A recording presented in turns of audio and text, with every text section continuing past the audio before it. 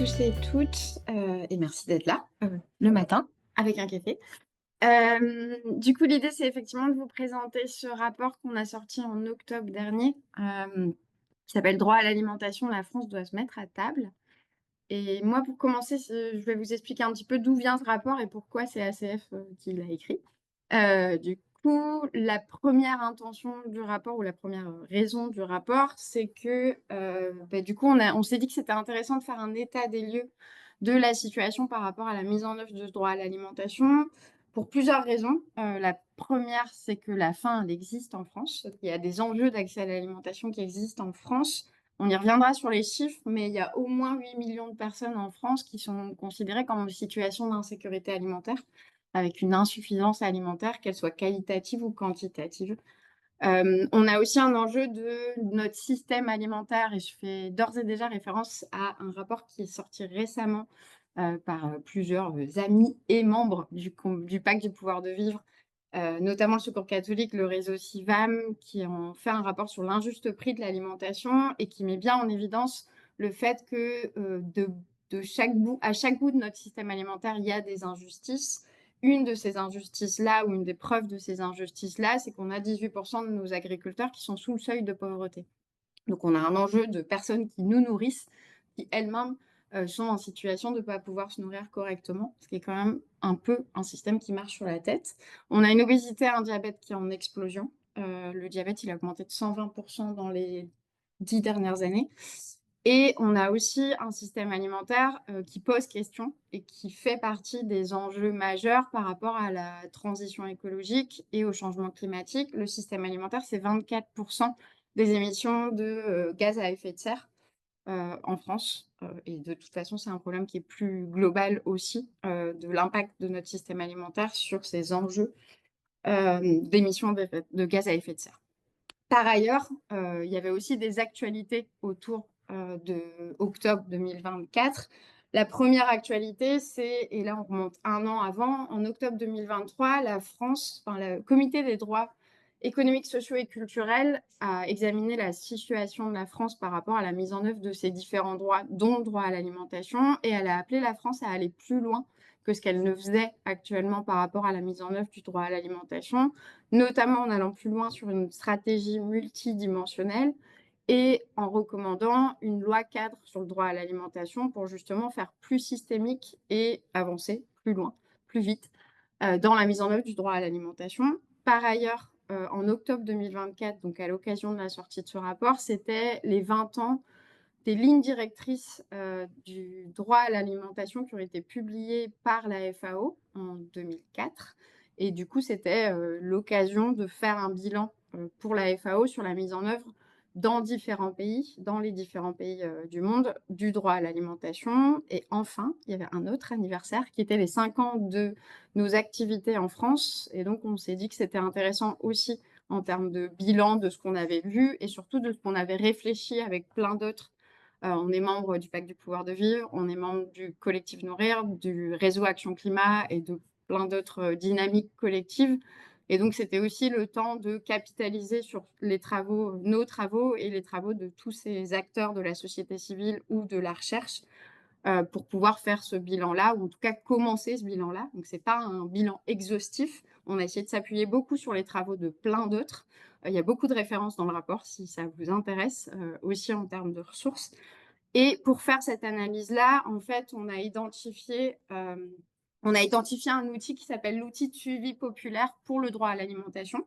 C'est un outil qui a été mis en place par un réseau mondial de la société civile, donc un réseau mondial pour le droit à l'alimentation et la nutrition, qui est un réseau dans lequel il y a entre autres des acteurs comme FIAN, par exemple, qui est un acteur majeur sur le droit à l'alimentation, et dans plein de pays, des acteurs de la société civile qui se mobilisent autour de ces questions alimentaires. C'est un outil, vous avez le lien dans le rapport si ça vous intéresse, qui en gros, en 200 questions, fait le tour de tous les sujets qui sont connectés au droit à l'alimentation et on y reviendra, il y en a beaucoup en fait. Ça concerne beaucoup de sujets, beaucoup de politiques publiques pour qu'on s'assure d'une mise en œuvre effective du droit à l'alimentation. Nous, on a fait le choix ensuite de se focaliser sur une partie des questions, un par capacité et deux parce que du coup, c'était un début d'analyse. On serait très content de le continuer avec plein d'autres et nos objectifs quand on a fait cette analyse-là, c'était en gros faire un bilan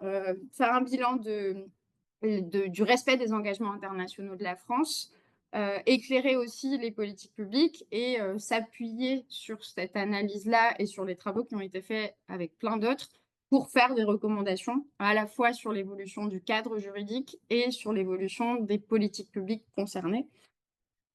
Et voilà, je passe la main à Charine parce que l'idée, c'est quand même de faire un petit point aussi sur et d'illustrer, de vous donner quelques clés de compréhension sur ce qu'est le droit à l'alimentation et quelles obligations sont associées.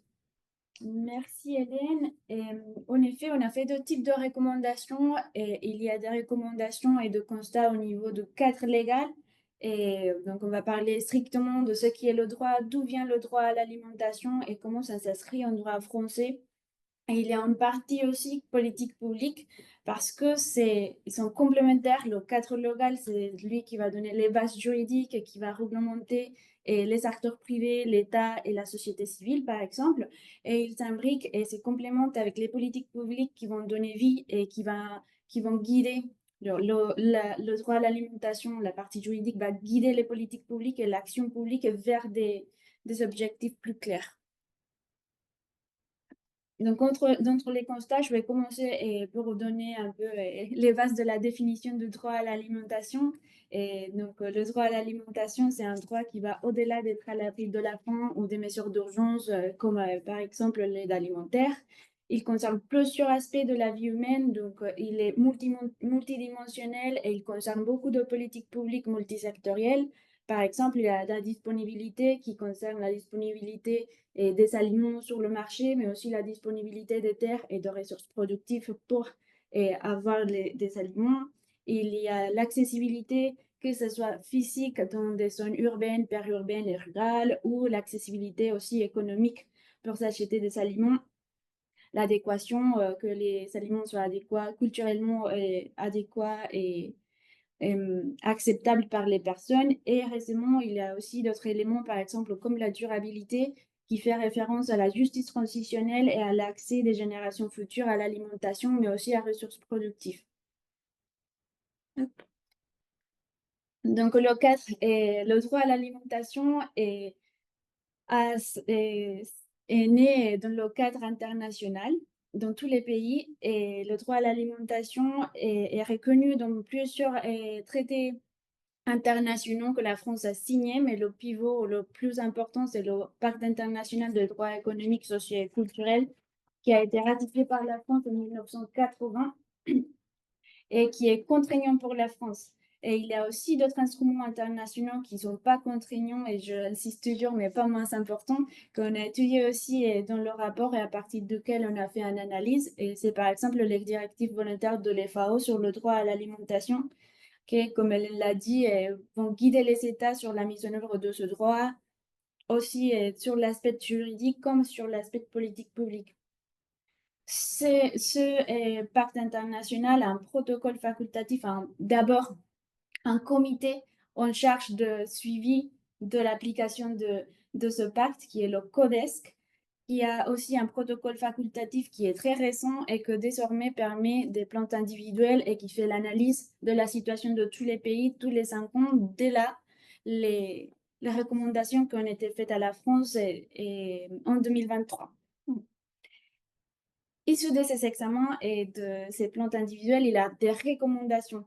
C'est-à-dire que ce n'est pas dans le cadre d'un procès contentieux classique qu'on peut l'imaginer des fois quand on parle de droit, mais c'est dans le cadre des recommandations pour visibiliser des défis et pour donner aux États ou accompagner les États à améliorer précisément la mise en œuvre de ce droit dans ces deux niveaux.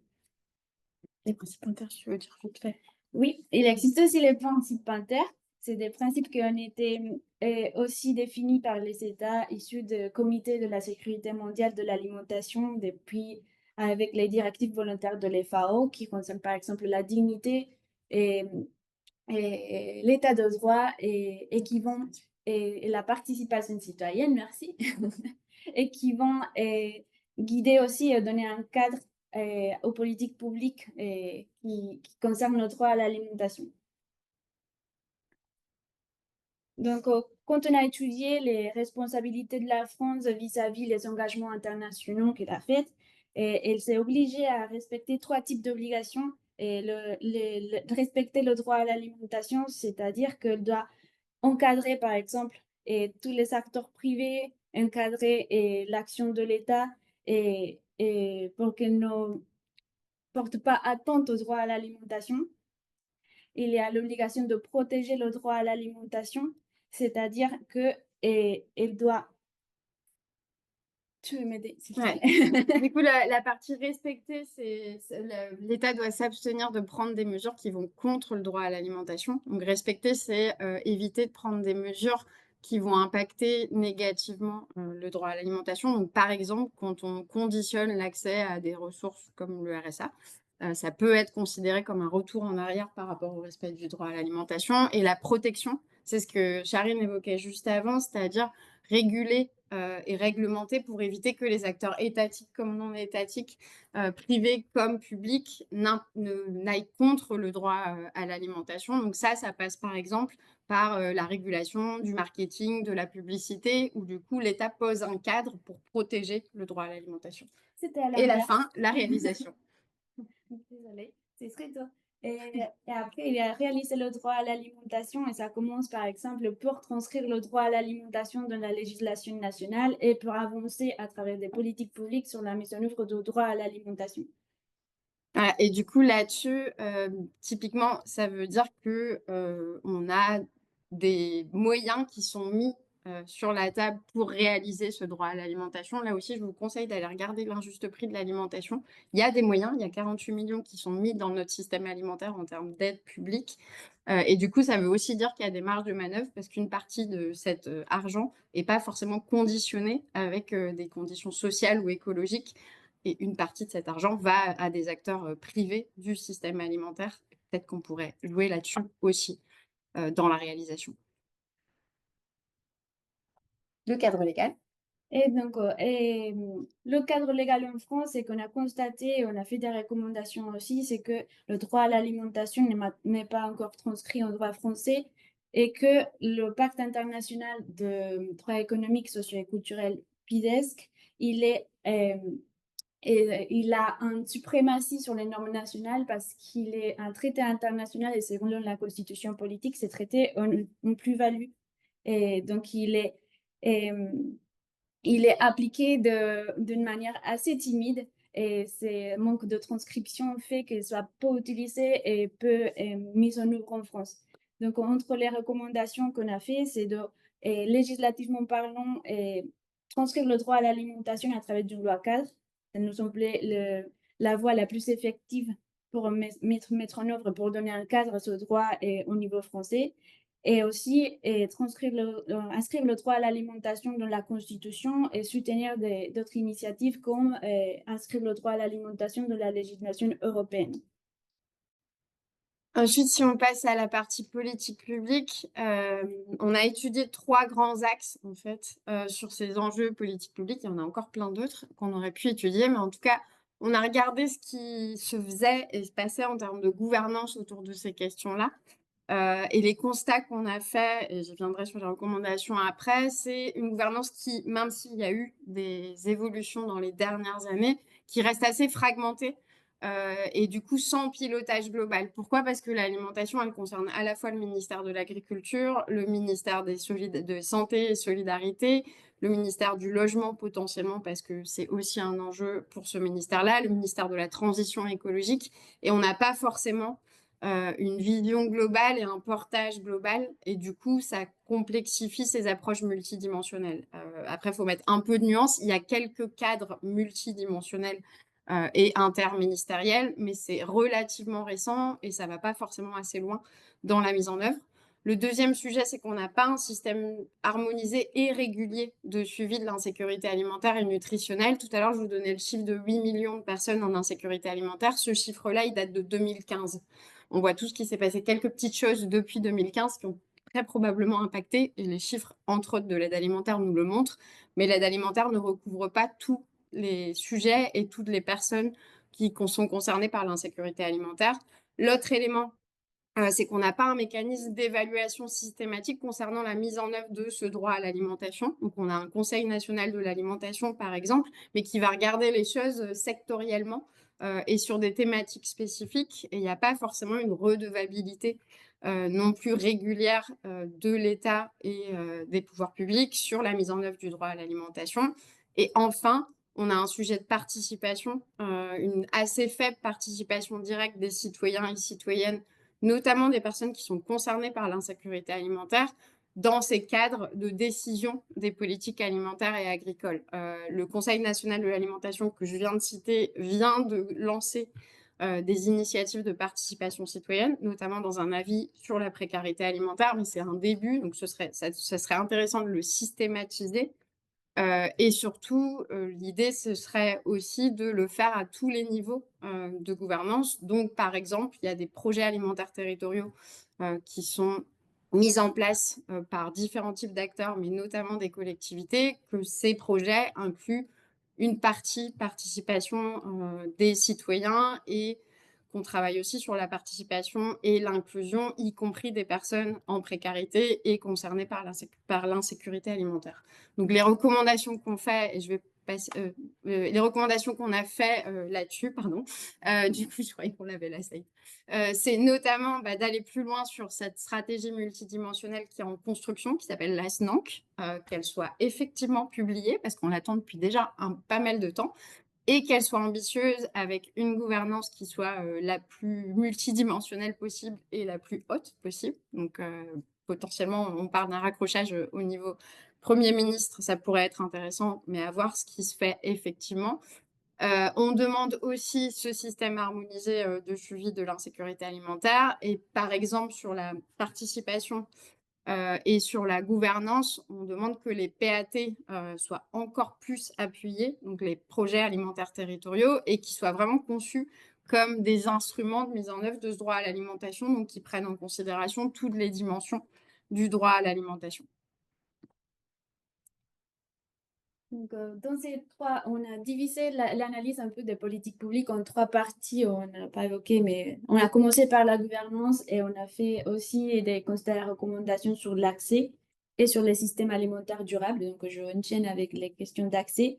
Et dans cette partie, on a constaté qu'il y a des avancées, certes, sur la transformation, par exemple, de l'aide alimentaire à travers le Cocolupa ou les fonds homogènes pour tous, et que cette transformation est indispensable parce que, de toute façon, l'aide alimentaire constitue une étape transitoire aussi vers la réalisation du droit à l'alimentation, mais que toute seule est insuffisante pour garantir ce droit. Donc, parallèlement, il faut avancer vers des solutions plus pérennes, intégrant des politiques publiques multisectorielles dans une approche plus large et plus préventive que curative, parce qu'on reste encore sur des solutions d'urgence et avec les files d'attente de l'aide alimentaire et on a réagi assez tard. Donc, il faut aussi développer des politiques publiques qui vont au-delà des besoins urgents des personnes. Et on a aussi constaté que les politiques publiques et que les inégalités plutôt sont la principale barrière d'accès à l'alimentation et qu'il y a des inégalités, par exemple, de genre, parce qu'il y a encore des écarts salariales entre les hommes et les femmes, mais aussi contre les discriminations et la mise en cause des droits des personnes par rapport à leur origine, et aussi par des raisons sociales comme les personnes qui se bénéficient de l'RSA, par exemple.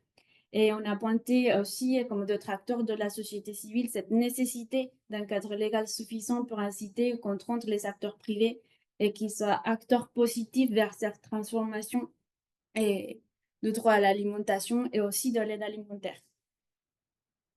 Et donc, dans les recommandations qu'on a fait pour améliorer l'accès digne à l'alimentation, c'est la nécessité, par exemple, de renforcer déjà notre système de protection sociale et d'élargir, par exemple, de l'élargir aux personnes de moins de 26 ans, agir pour ces enjeux et de non-recours pour donner accès à tous aux revenus suffisants pour s'alimenter sainement et correctement, réguler les négociations des marges ou la limitation de la publicité visant les enfants, et mettre en place un système harmonisé, comme l'a évoqué Hélène, de suivi et de la sécurité alimentaire et nutritionnelle pour mieux cibler les politiques publiques et les concevoir plus près des possibles des besoins et profils des personnes concernées.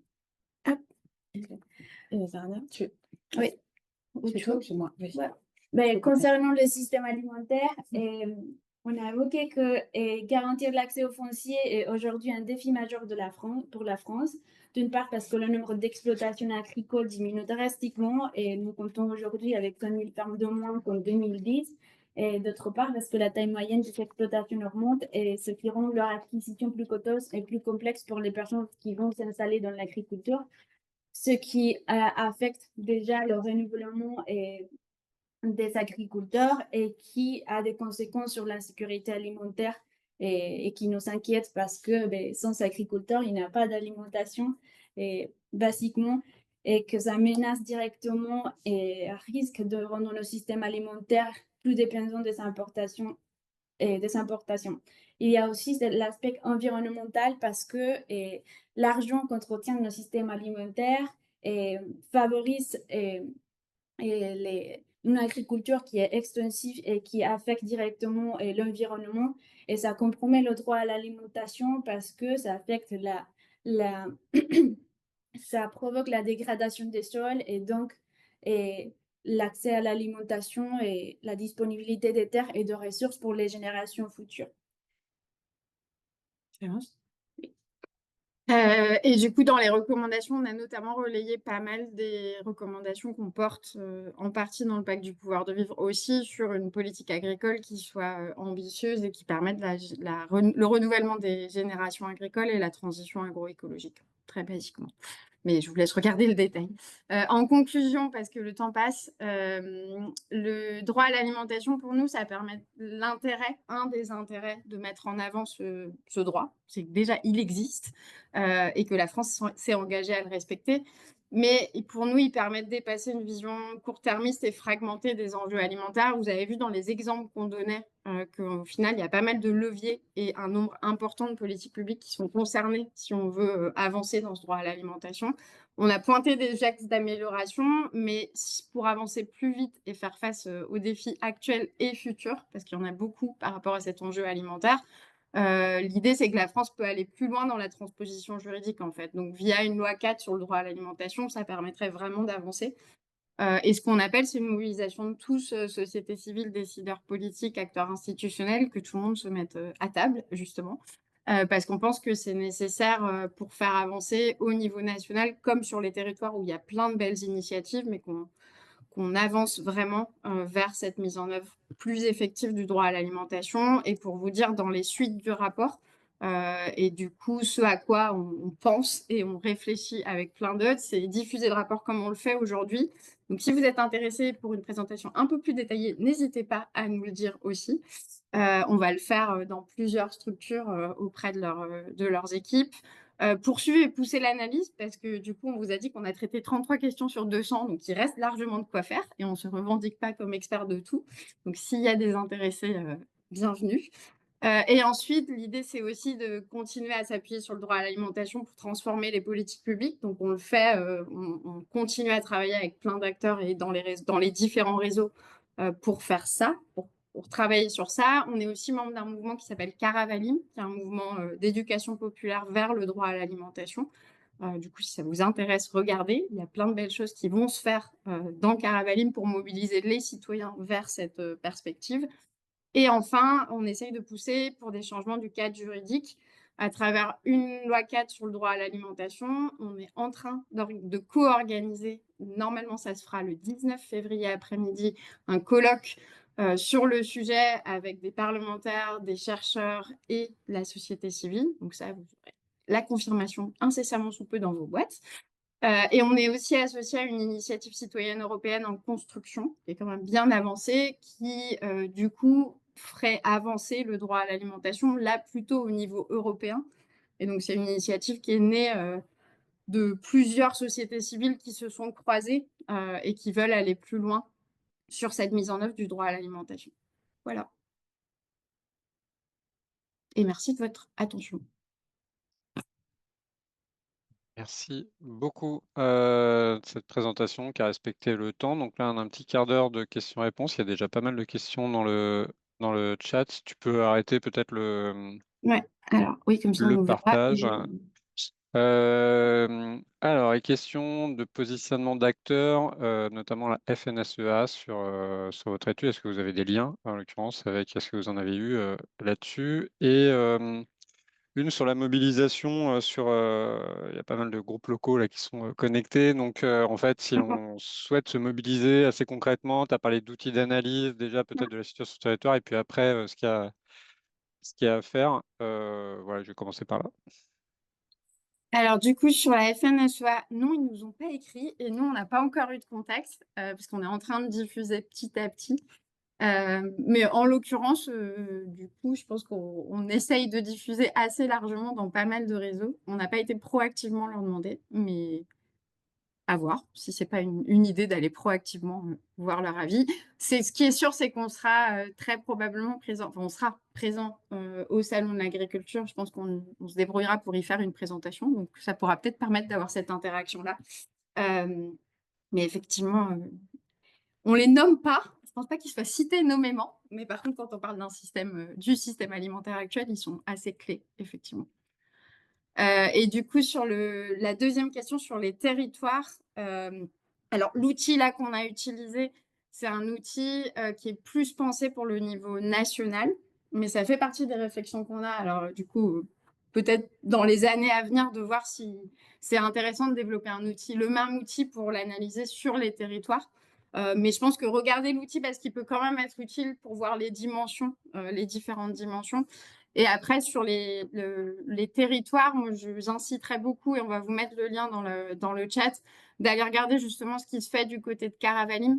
Parce que l'idée de Caravalim, c'est vraiment de partir des initiatives territoriales, de croiser entre ces initiatives-là, d'équiper ces initiatives un peu d'outils qui auraient été développés d'un côté et de l'autre, et de faire mouvement tous ensemble. Donc, je vous incite à regarder le site de Caravalim qui est vraiment très bien fait. C'est un mouvement qui a été lancé assez récemment, mais qui, du coup, veut notamment croiser les initiatives territoriales et réfléchir aussi depuis les territoires et la parole des personnes. Merci. Il y a d'autres questions. J'en pose aussi. Je ne sais pas si tu as finalement ou si j'ai un loupé. Est-ce que on arrive à bien définir l'insécurité alimentaire en fait? Comment ça se. Je suis pas sûr que vous l'ayez dit en fait au début, donc à la Ouais. partie droit à l'alimentation, mais comment on mesure en fait qu'une personne, parce que tu as parlé notamment des personnes qui étaient au RSA, et comment on objective, qu'on argumente cette question-là de dire bon bah en fait la baisse du RSA, c'est en gros une attaque au droit à l'alimentation. Comment tu fais ces liens-là en fait? Alors, du coup, la mesure de l'insécurité alimentaire, c'est un sujet en soi. Il y a des indicateurs qui existent au niveau international pour mesurer l'insécurité alimentaire, en fait. Donc, il y a des indicateurs qui vont être souvent des modules de plusieurs questions qui vont aller regarder à la fois le côté quantitatif, combien de fois la personne mange, qu'est-ce qu'elle mange en termes qualitatifs. Et donc, ça, c'est des indicateurs qui sont normés. Il y a une partie de ces indicateurs qui commencent à être utilisés dans le champ français, mais pas forcément tous. Du coup, c'est un sujet, et d'ailleurs, on cite un projet de recherche auquel on est associé et qui travaille notamment pour un peu modéliser ce qui serait utilisable en France. Donc, c'est un projet qui s'appelle AMAP, avec notamment l'Université de Bordeaux. Mais à l'heure actuelle, il y a les travaux du CREDOC qui sont intéressants aussi, qui a travaillé avec un indicateur sur l'insuffisance alimentaire. C'est un peu la même chose au final. Donc, les études les plus récentes, c'est celle du CREDOC. La problématique, et nous, ce qu'on pointe, c'est qu'en fait, pour répondre à ta question pour les personnes au RSA, en fait, typiquement, il n'y a pas une mesure systématisée. Donc, ce qu'on peut faire, et ce qu'on nous, on a fait aussi sur pas mal de publics, nous, Action contre la faim, c'est que typiquement, on a été mené des enquêtes en aller vers pour mesurer ça. Et donc, pour vous donner un exemple, on a été sur des publics, enfin, on a fait une enquête l'année dernière sur des publics qui étaient des jeunes en recours de minorité. J'y pense là parce que du coup, ça fait partie voilà, des publics particulièrement vulnérables avec lesquels on a travaillé. Et avec eux, on a mesuré un indicateur qui est normé au niveau international, qui est un indice de la faim. Et on est tombé sur des niveaux de faim sévère qui étaient à, dans mon souvenir, plus de 35%, ce qui est énorme en fait. Et donc, il y a ce sujet-là de dire qu'est-ce qui est mesuré. Mais même, en fait, chez les allocataires de tout type d'aide, il n'y a pas cette mesure-là, ce qui est un peu étonnant, parce qu'en fait, du coup, le propos de l'aide financière, enfin, le propos de sécuriser les revenus, c'est sécuriser l'accès aux besoins, à la couverture des besoins essentiels.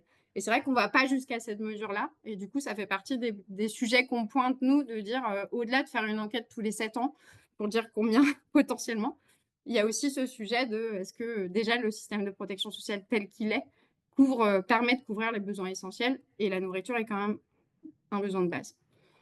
Voilà. Et justement, combien potentiellement? C'est le dernier chiffre de personnes en insécurité alimentaire, c'est combien? Alors, il y en a plusieurs, mais du coup, le Credox, les derniers chiffres, c'était 16% de la population. Donc, du coup, 16% dans leur enquête en population générale. Donc, ça fait quoi? Ça fait plus que 8 du coup maintenant. Ça fait, je 9 pense qu'on millions, est plutôt sur 10 millions, quoi. 10 millions. Ouais. Et avec le bémol de enquête en population générale, et du coup qui ne concerne pas les publics hébergés. Et publics hébergés, mine de rien, c'est beaucoup, en fait. Donc, on peut rajouter pas loin d'un petit million, je pense. Hébergés dans tout type d'hébergement.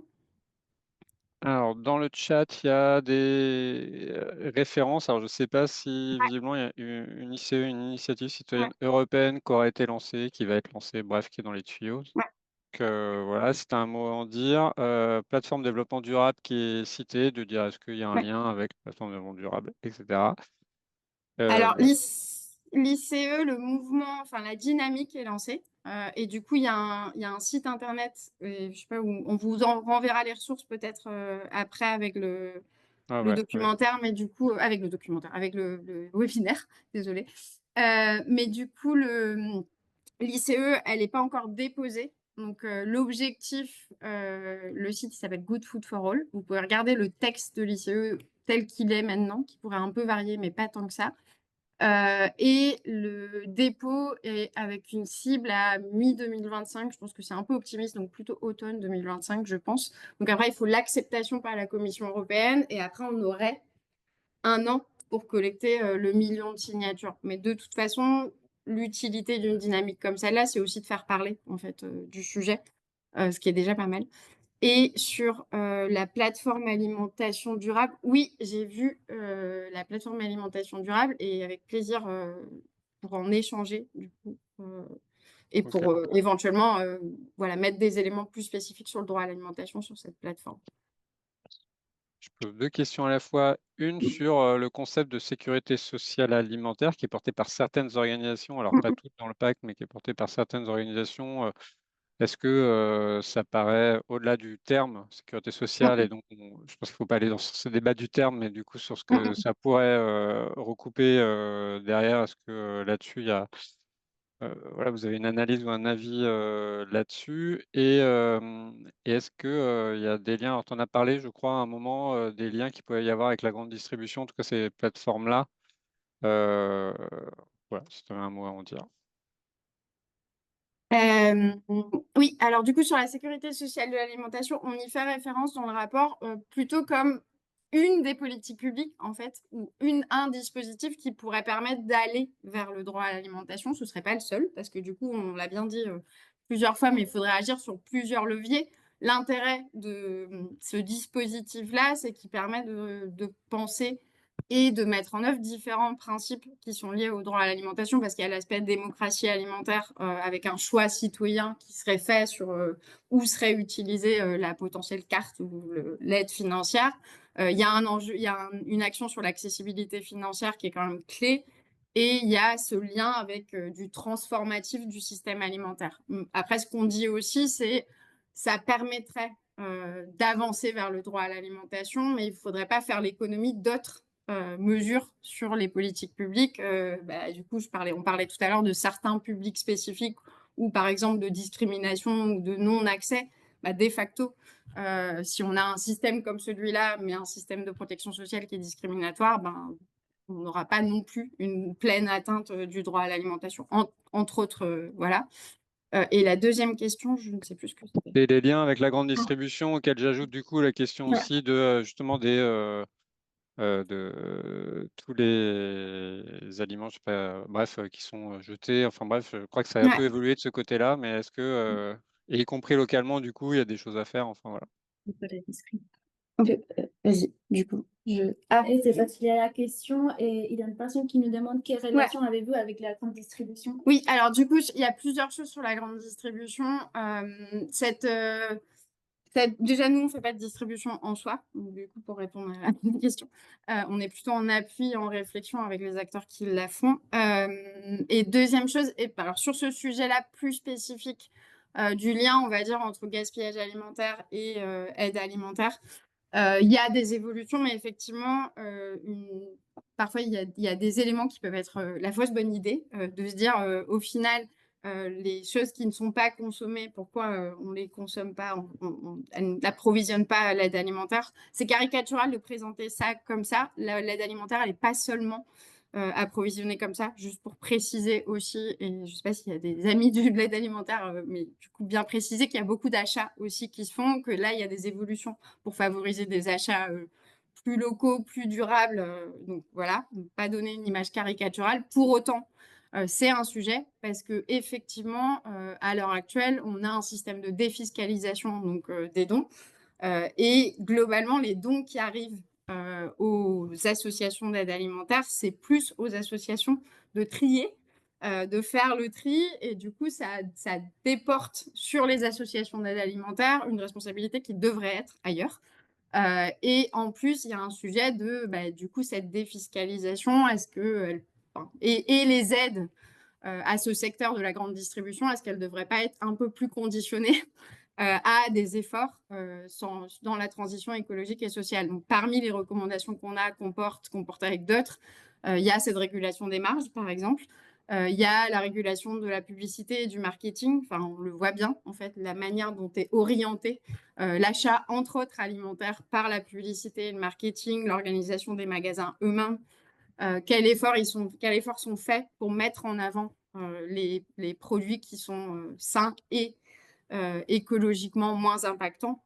Il y a un vrai sujet là-dessus. Donc, du coup, on l'a plutôt vu de manière globale, pas seulement sur cet aspect gaspillage, mais plutôt sur protéger le droit à l'alimentation pour l'État. Ce serait réguler aussi l'action de ces acteurs-là et la manière dont eux impactent négativement, plutôt, en l'occurrence, le droit à l'alimentation.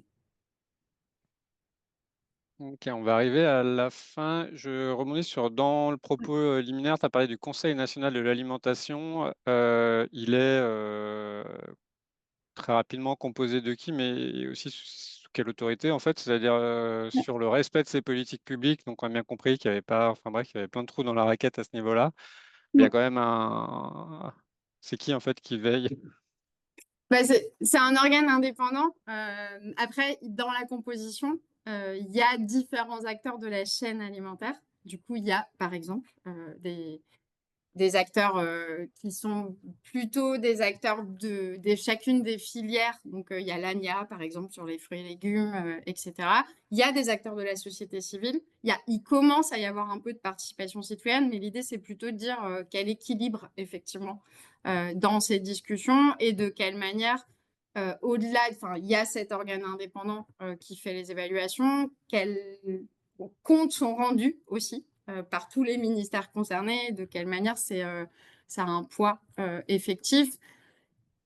Et c'est suffisamment multidimensionnel comme regard, en fait. Et donc, du coup, qu'on n'ait pas un tropisme du regard on va dire, agricole, et qu'on prenne bien toutes les dimensions des aspects du système alimentaire, entre autres les aspects écologiques et sociaux, en fait, qui doivent être plus pris en considération dans ces cadres. Et Ok. Toute dernière question du coup, parce qu'on finit en 3 minutes. Un peu compliqué, mais du coup, je ne sais pas d'ailleurs si vous avez des liens avec le mouvement Sol sur, tu sais, les monnaies complémentaires. Il y a plusieurs expérimentations sur certains territoires, je pense notamment en Auvergne-Rhône-Alpes, mais je pense que ça ne doit pas être le seul. Voilà, est-ce que là-dessus, vous avez un positionnement, un avis? Et ben, le positionnement, c'est que du coup, ce type d'initiative-là, un peu comme ce qu'on se disait pour la sécurité sociale de l'alimentation, au final, il y a des caisses alimentaires qui sont inspirées de l'idée de la sécurité sociale de l'alimentation. Il y en a certaines qui utilisent des monnaies locales, justement. En fait, typiquement à Montpellier, c'est la Mona qui a été utilisée, qui est une monnaie locale. Donc, on est assez convaincu que justement, il n'y a pas une solution magique et que des solutions qui sont pensées sur les territoires et adaptées aux territoires, c'est des vraies bonnes pistes. Et qu'après, il y a aussi des solutions à l'échelle qui sont nécessaires, ne serait-ce que renforcer notre système de protection sociale tel qu'il est, et qu'il y ait peut-être moins de trous dans la raquette. Mais du coup, les deux se nourrissent. Et à nouveau, je pense que ces initiatives-là, justement, un des enjeux, c'est de les connecter pour faire mouvement, en fait, et qu'on puisse passer à l'échelle avec un niveau d'adaptation selon les territoires, mais qu'en tout cas, il y ait des moyens qui soient donnés aussi pour ce type d'initiative, pour qu'elles se développent et qu'elles fertilisent. Si je reste dans une terminologie alimentaire.